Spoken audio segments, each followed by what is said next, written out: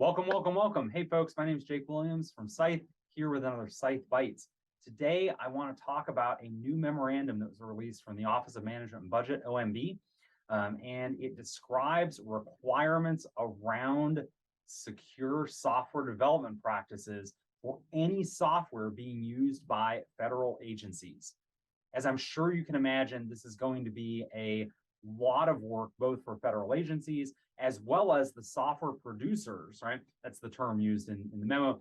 Basically, developers, right, and development organizations that are building software that is sold and used by, or sold to and used by federal agencies. So, what does this mean for you? Well, effectively, any software produced after, basically after September 14th, right, 2022.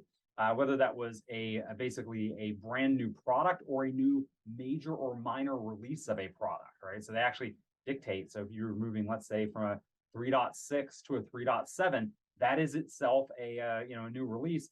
Will have to basically attest. The developer will have to attest to secure development practices. Now, what does that even mean, right? Well, it turns out that this has been coming for a while, right? And NIST was actually required to build out, or was told to go build out information around a development framework. And in fact, they did, the SSDF, or Secure Software Development Framework.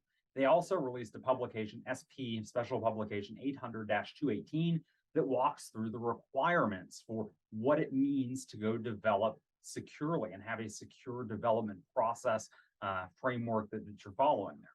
Now, why this matters, right, is that 365 days from September 14th, or 270 days if your software is deemed to be critical. Within that time frame, you're going to have to provide an attestation to the federal government, right, explaining that you indeed are following these secure development practices. If you're not actually following all of these and you have gaps, you have to document those gaps along with a POAM, basically a plan of action and milestones, and explain how you're going and when, for that matter, the milestones for correcting those deficiencies. Of course, then the organization is able to go in, the federal agency is able to go in and identify whether or not their risk appetite aligns with what you're communicating about, well, the risk.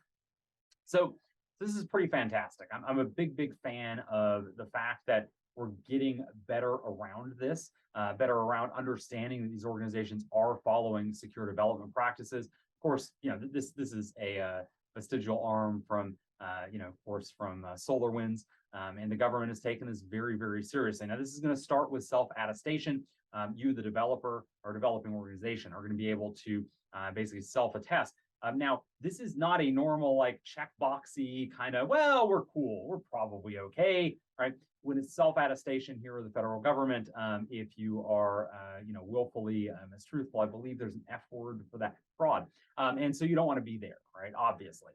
So, we have a pretty limited clock. I know 270 or 365 days sounds like a lot, but you should absolutely be looking at SP 800-218, as well as the rest of the Secure Software Development Framework, because even though it's by NIST standards, a fairly small set of guidelines, it's pretty in-depth for a lot of organizations that aren't doing these today, right?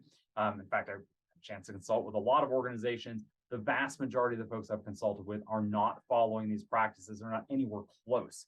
Again, as I mentioned, initially, you'll be able to self-attest, although federal agencies can ask organizations to get a third-party assessment. Currently, they can specify the third-party assessor, although there is a mention in the memorandum, which of course we'll link in this video here, or link with this video, that there's probably some idea of using FedRAMP certified 3PAOs, or third-party assessment organizations. There are a fairly limited number of these today. And it's fairly onerous to become one of them, and hence they charge a pretty good deal for their services. So in any case, maybe as we build more of these, that price will come down. Again, today, not really an issue because, again, as long as the agency is okay with it, you can self-attest, right? So the call to action here, right, is to really go and step through SP 800-218 and understand where are your gaps, right? Because you're going to have to, again, document those. This is now going to become a purchasing, no question, this has become a procurement criteria. Not only that you must meet this bar, right? The SP 800-218 requirements and the rest of what's in the SSDF. But any place that you're missing something is without a doubt going to be a purchasing decision or a differentiator in selecting selecting various software platforms. Likewise, too, there are a ton of technical security controls. And in fact, a big chunk of this coming out of SolarWinds, right, is validating your build environment, validating that you can detect an intrusion in your build environment.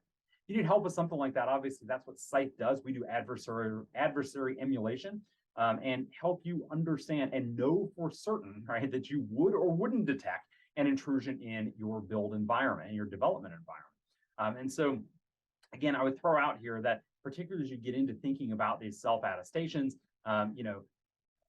guessing you're going to detect something versus knowing you're going to detect something becomes much, much, much more important, right? Because in the event, deity forbid, down the road, right, after you make one of these attestations, right, something does happen in your build environment, ends up compromising a federal agency.